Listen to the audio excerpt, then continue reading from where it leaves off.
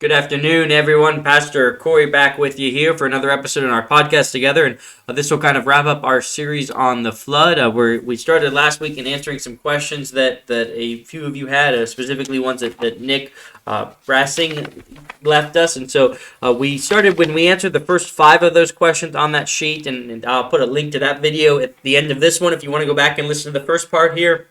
And what we'll do now is we're going to take the rest of his questions, and that should kind of wrap us up as far as our conversation on the flood. And then I'm going to get to some other videos. I know that there's been a lot of people that have asked some questions here that I would like to answer their questions. So starting next week, we'll kind of switch gears here and we'll start talking about some other things.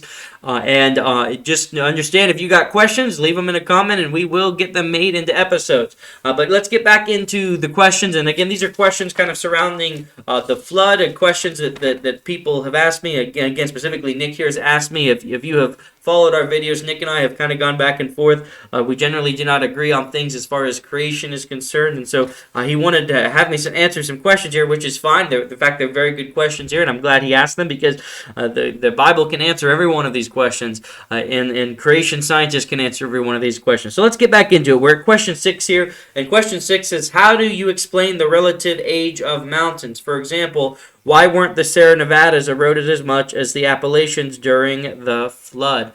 Now, this is again, he's questioning, if the whole earth was covered with the flood, why does it seem like that the Sierra Nevada mountains, why haven't they eroded as much as the Appalachians, leading to, again, evolutionists would say, a different age range on these two mountains. And this is a real simple question, just for my point of view. Again, it was all covered with the flood, but even though everything was covered by water, it doesn't mean it all erodes universally. I mean, even in the ocean itself, things that have been covered with water, they erode at different rates. That's why there are different topographies in the ocean. And before the flood, before the flood, the Appalachians and the Sierra Nevada mountains, they were exposed to different elements. They are in different parts of the country. They're in different areas, and so they're exposed to different elements. They don't erode in a uniform manner because they have different environments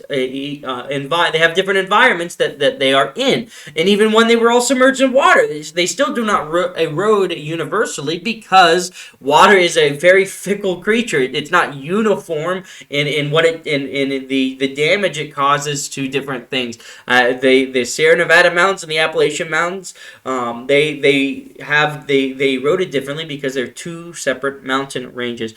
And he says in verse 7 and 8, question 7 and 8, it talks about the ice cores. It says, where is the evidence of the flood in ice cores? Ice cores from Greenland have been dated back to more than 40,000 years. A worldwide flood would be expected to leave a layer of sediment, noticeable changes in the salinity and oxygen isotope ratios, fractures from buoyancy and thermal stresses, a hiatus in trapped air bubbles, probably other evidence. Why doesn't such evidence show up? How are the polar ice caps even possible? Such a mass of water as the flood would have provided sufficient buoyancy to float the polar ice caps off the beds and break them up. They wouldn't regrow quickly. In fact, Greenland ice caps would not regrow under modern, at least 10 KY, I'm assuming it means the last 10 years, climate conditions.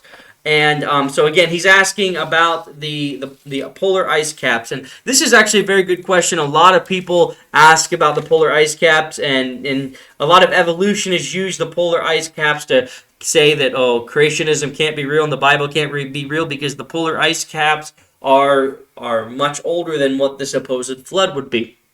And just real quick, I do want to make a note here. As you were talking about the polar ice caps, you did say that the Greenland ice caps would not regrow under modern climate conditions. And again, that's kind of a faulty thinking. Just because these are the modern climate conditions doesn't mean they've always been that way. It doesn't mean that the climate has always been the way it is now. So if you're using today's climate condition and saying, wow, well, it would take a long time for the ice caps to form, again, that's in today's climate condition and cannot be used to say what it was like back then. And I'm going to tell you right now, and I'm sure you're going to disagree with me, but I don't believe there were ice caps before the flood. In fact, I believe that the ice caps came about immediately following the flood during what would be seen as an ice age period. Now, I know evolutionists, when they talk about ice ages, evolutionists see multiple ice ages. They don't believe in just one ice age. I affirm that there was one ice age. I do not believe in multiple ice ages. I think there was one ice age immediately following the flood, and we'll get into that in just a minute. And I know that people, when they hear this idea of ice cap dating, they read stuff like this where it says, well, the ice caps date back to more than 40,000 years ago.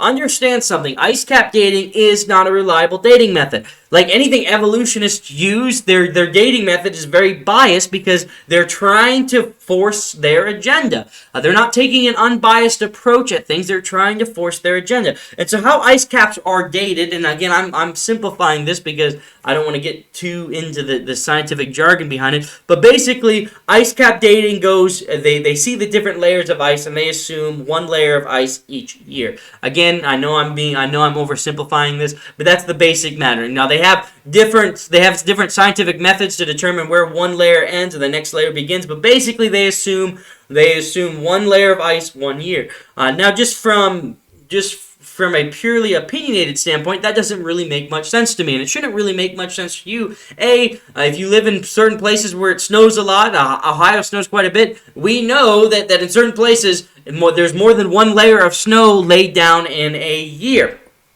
And B, even if we say, let's say, and I'm not really aware of all the testing they do, but let's just say for today's sake, let's say they've gone back and they see, okay, these layers each get laid down every year. Let's say they go back every year and they test the ice cap and they see another layer being laid down.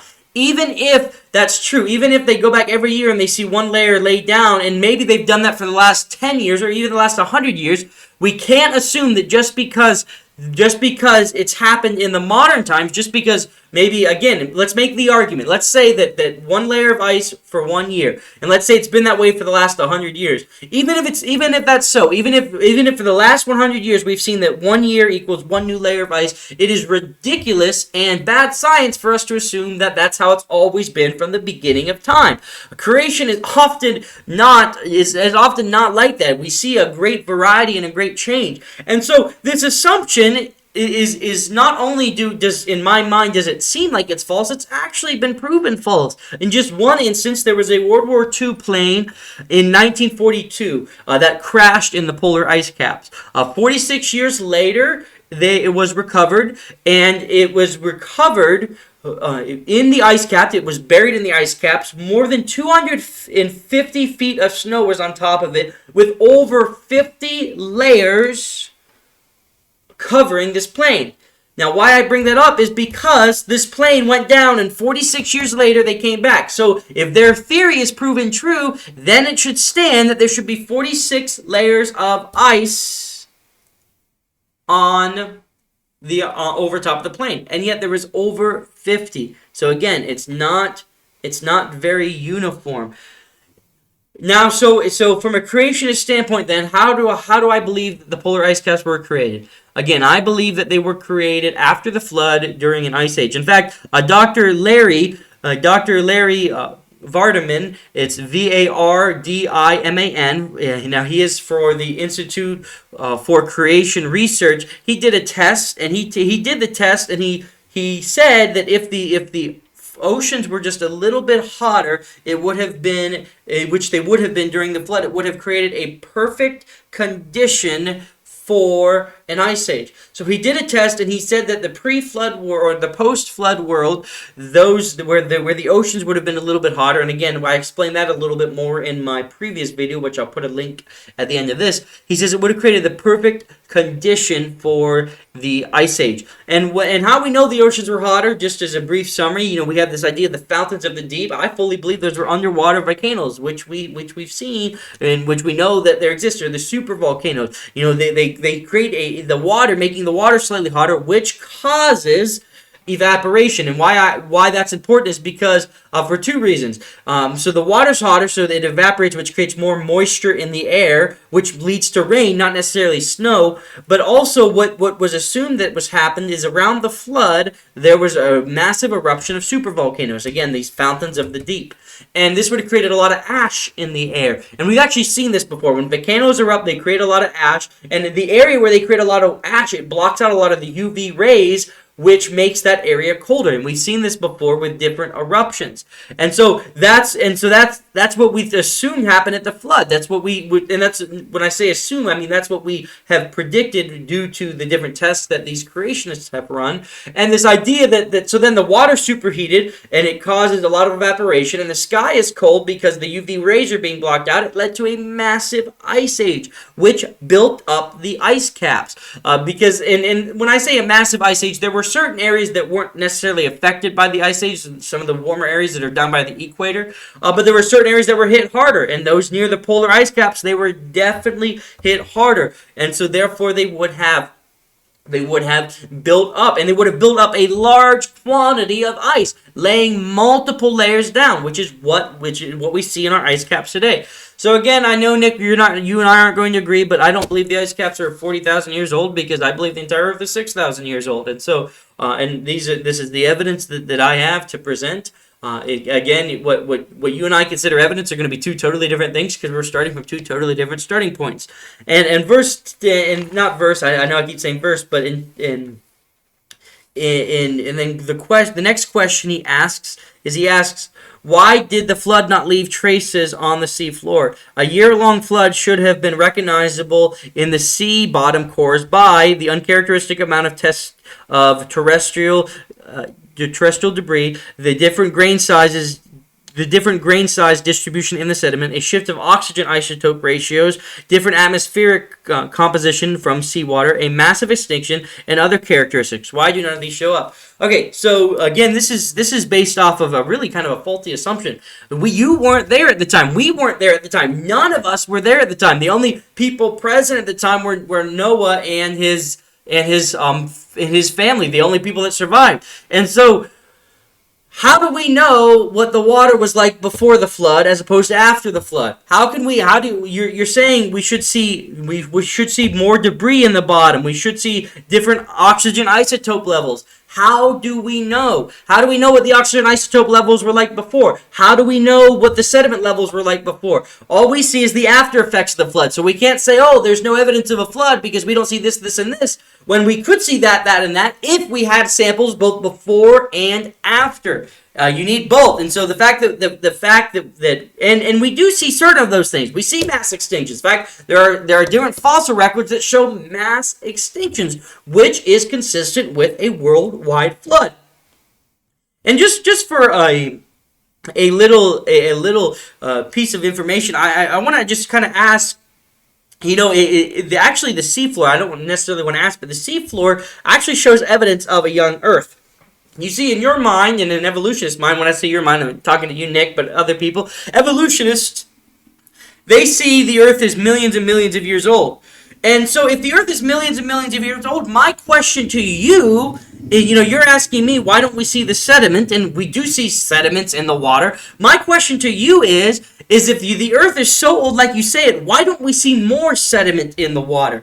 And I'll tell you what I mean. There's a test. There's tests that are conducted, and right now, as of today, there is about 20 billion tons of sediment that is eroded into the sea each year. Now, 1 billion of that is lost due to plate tectonics. So 1 billion of that is lost due to the movement of plates. So there's 19 billion net tons that are put into the sea every year, and yet the average thickness of the seafloor is only 1,300 feet.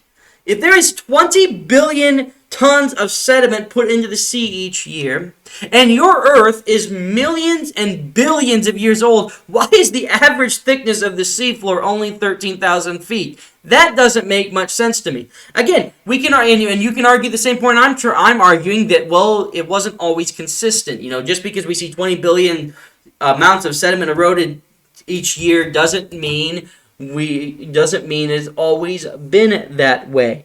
But my question to you is, there's been some erosion, and again, if the Earth is millions upon billions of years old, I think we should see a thicker seafloor than just 13,000 feet. I'm sorry, yeah, 1,300 feet, not even 13,000, 1,300 feet. Again, I think that points to a young Earth, the fact that we see a little bit as opposed to a lot. I think from an evolutionary standpoint, we ought to be able to see a whole lot of sediment in the floor, which in the ocean floor, which again, we do see some, but I don't think near enough to justify billions and billions of years old.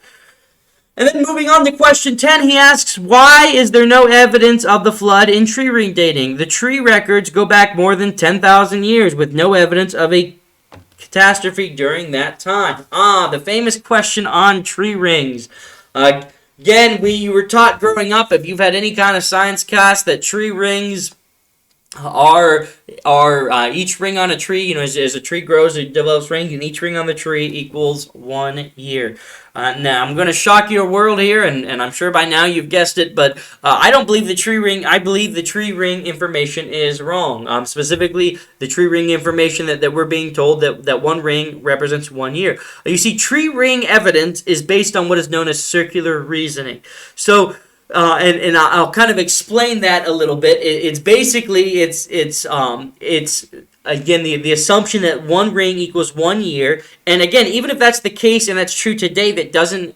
We're constantly, when one of the big problems that evolutionists are doing is they're seeing the stuff that are happening today, they're seeing what's happening today, and they say, okay, it was always happened like this. Maybe today we see one tree ring equals 1 year, but again, it's ridiculous to assume that just because they're doing that today doesn't mean they've always been like that. If back then, and when I say back then, back during the time of Noah and whatnot, if the ground was more fertile, if the land was more fertile, if the environment was more conducive to tree growth, maybe the trees grew multiple rings because they grew so fast.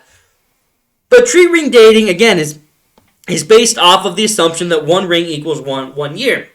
And why I say that circular reasoning is because they also use radiocarbon or carbon-14 dating to confirm this. And so they use the combination of two. They use the tree ring dating and they use radiocarbon dating, and they put the two together, and then this is how they come up with the age of trees. The problem is, the problem is that carbon levels in the atmosphere vary due to a changing climate. So carbon levels in the trees are not always consistent. And years with low carbon or years with low cosmic activity markers makes the trees appear older than they really are. And so what they do is, and what the problem is they match the carbon dating to the tree rings. And so when the carbon rating's messed up, they match this to the tree rings. So here's the problem, is radiometric dating is calibrated and adjusted due to the tree ring chronology. So if the radiometric dating comes back with a wrong answer, they calibrate and adjust the radiometric dating to agree with the tree rings. Now here's where we get into the circular reasoning. You see, the conclusion of the age of trees, it depends on radiometric dating. But radiometric dating depends on how many tree rings they have, which depends on radiometric dating. Neither can stand on their own. And you might have said, well, he just said a whole bunch of words which don't mean anything to me. Basically, here's I'll try to simplify this for you. Radiometric dating is used to confirm the age of tree rings. But the age of tree rings is used to confirm radiometric dating. Neither one stand on their own, and so it creates circular reasoning. It creates radiometric dating, in order for it to be accurate in dating trees, it relies on the tree rings. But in order for the tree rings to be accurate in dating trees, it relies on radiometric dating. And so we have almost like the blind leading the blind here, and that, again, I think is what gives us the wrong idea about trees. And so, why don't we see evidence of the tree rings? Why don't we see evidence of the catastrophe? And I would ask, what do you mean by seeing evidence of a catastrophe in the tree rings? Generally, from what my understanding of tree rings, which I'm going to be the first to admit I don't know a whole lot about trees. The darker lines are generally better years, where the thinner line, the tree rings, the fatter lines are better years of growth, and the thinner lines are less years of growth. And I'm not sure what a catastrophe or what a great flood would look like in a tree ring pattern. So as far as why is there no evidence, again, I think it's entirely possible that a lot of the trees were uprooted, a lot of the trees, that the topography changed. I mean, a worldwide flood, that would have killed a lot of trees. In life, truly, I mean, the worldwide flood was a great cleansing, and life literally had to start back over again from the ark and from the animals and the people. And then 11, this is actually a topic I've been waiting to get into, this idea of fossils. Why are there no human fossils in the same layer as dinosaurs? Even forgetting for now that the time it takes to make fossils is substantially longer than the age of your Earth. As has been famously said, find a rabbit fossil in the Precambrian and evolution is out the window, but it never has, let alone human fossils alongside dinosaur fossils. So this idea of fossils, evolutionists like to tout or like to say that fossils are they're winning. They're winning at pieces of evidence. They say, okay, we see an ordered layer of all the fossils, and all the fossils show evolution. What I find so interesting about that is they've not yet been able to produce a credible transitional species. When they say fossils show evolution because we see them in the different layers evolving, we don't ever actually see transitional species. We see species that are always fully one or the other. Now we see species that they like to point out as transitional species, but upon further testing, we know, for example, like the famous Lucy fossil. The famous Lucy fossil, and unfortunately it's still being taught that the Lucy fossil is an accurate transitional species between ape and man. Yet there's nothing about the Lucy fossil that shows it's even a little bit human-like. Any more than any other ape. The Lucy fossil appears to be 100% entirely an ape.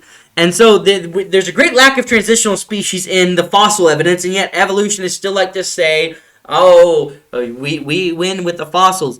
And this idea, why are there no human fossils in the same layer as dinosaur fossils?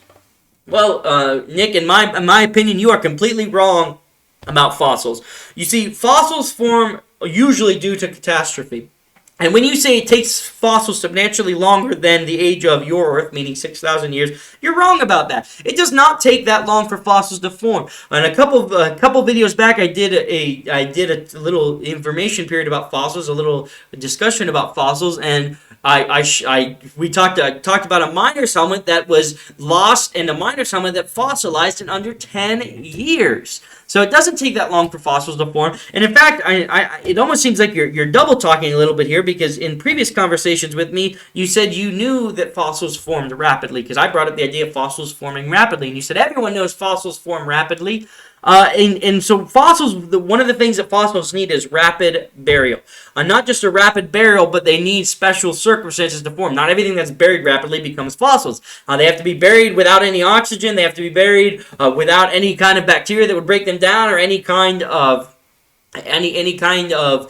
parasite or anything that eats away at the bone, any kind of scavenger getting in at them. So it takes special circumstances. Now, a lot of evolutionists, they like to say, well, if creationists were right about fossils, then shouldn't there be tons and tons of fossils? And that's wrong. In fact, if the evolutionists were right about fossils, we should see fossils everywhere. I mean, the evolutionists use fossils as their backbone. If fossils are as reliable as they say and a reliable source, we should be seeing a ton of fossils, but we don't, because fossils are only a very, very small fraction of all of the life that's ever been created. And so the fossils take very special circumstances to form, and therefore they are very, very rare as far as the rest of life is concerned. And what is so, and why one of the reasons that we know that fossils form due to catastrophes, like I said, there was a fish giving birth that was fossilized. There was a fish in the process of eating, and the thing did not even make it to his stomach, and they were fossilized like that, with the thing halfway down his stomach. And this whole notion of fossil layers, and this idea that you guys use the fossil layer, and when I say you guys, I mean evolutionists, they use the fossil layers to date things, and they say, well, okay, we see simpler fossils down here, and then up above those we see more complex fossils, and so they say that's evolution. But what I would argue to you is fossil layers don't show evolution, but it shows how well things can escape a catastrophe. For example, the fossil layers, they really show the pattern of what creatures were affected by the floodwaters first. You got the simple creatures that can't get away very fast. You got the fish that were in the sea. You got the amphibians. You got the reptiles, and then you got some of the more advanced creatures. The mammals and so forth. And so, why are there no human fossils with the dinosaur fossils? Because humans were better equipped to escape the floodwaters than the dinosaur fossils. They were better able to get out of Dodge, and so we see them up in the higher layers because it took took longer for the floodwaters to overtake them and to bury them. And again, this whole idea of fossils being so organized and in order, you're actually wrong about this. Your fossils are very, very, very, very out of order. And what I mean by that is we often see fossils in the wrong place.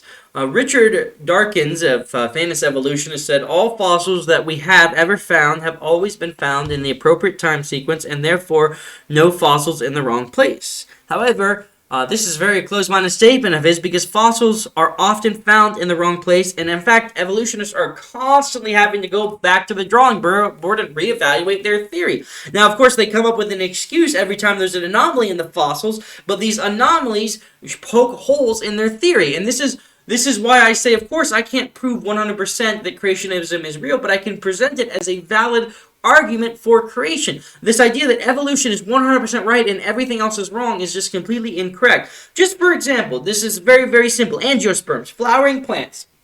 They were only supposed to be around for 120 million years.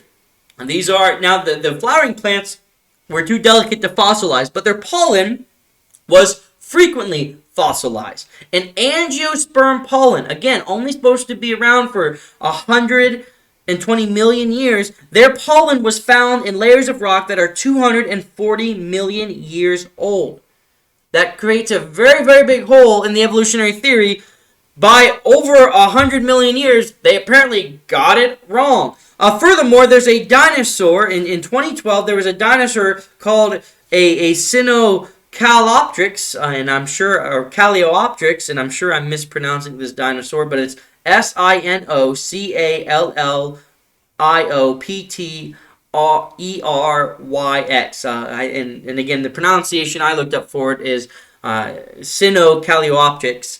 This is a mid-sized dinosaur that is supposed to be about 120 million years old. It's supposed to be long, long before the birds came about. Long, because again, dinosaurs evolved into the birds. So this being a mid-sized dinosaur means it's supposed to be long before we see any kind of birds with feathers.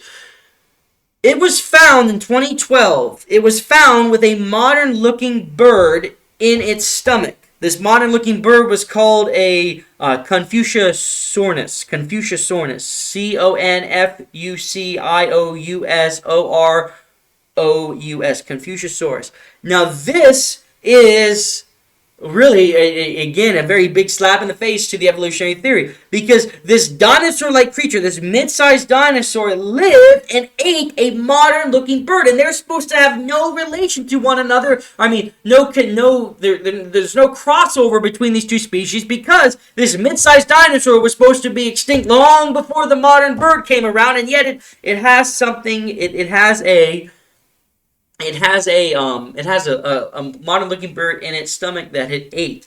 And just one other hole with the fossil evidence.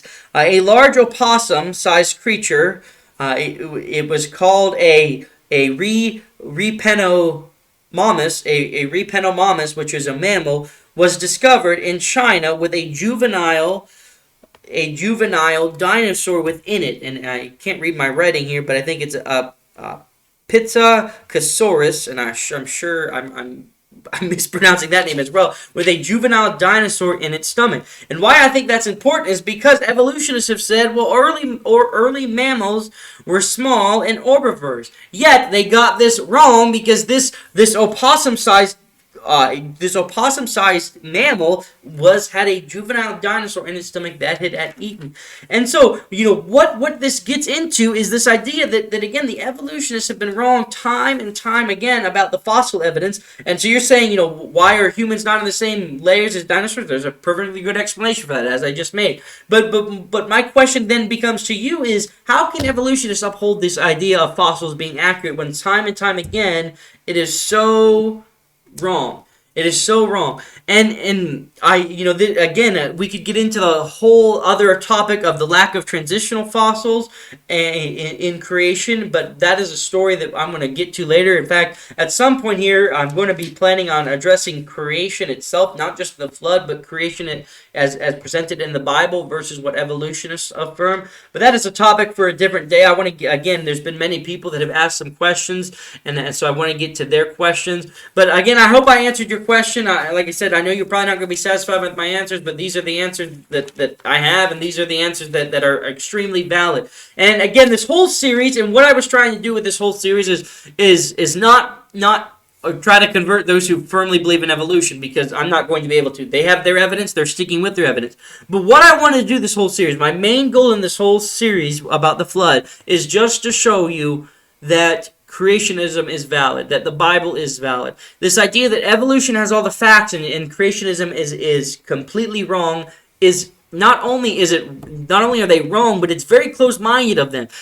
Scientists say we want the truth, but I've not seen that. Modern scientists only want to push their agenda. They want to tell you that you are nothing more than an animal, you are nothing more than the most highly evolved ape, and you are an accident created by pure chance. But the Bible tells you a different story. The Bible says you were made in the image of God, that He created the earth in 6 days. He did it about 6,000 years ago, and that you are special.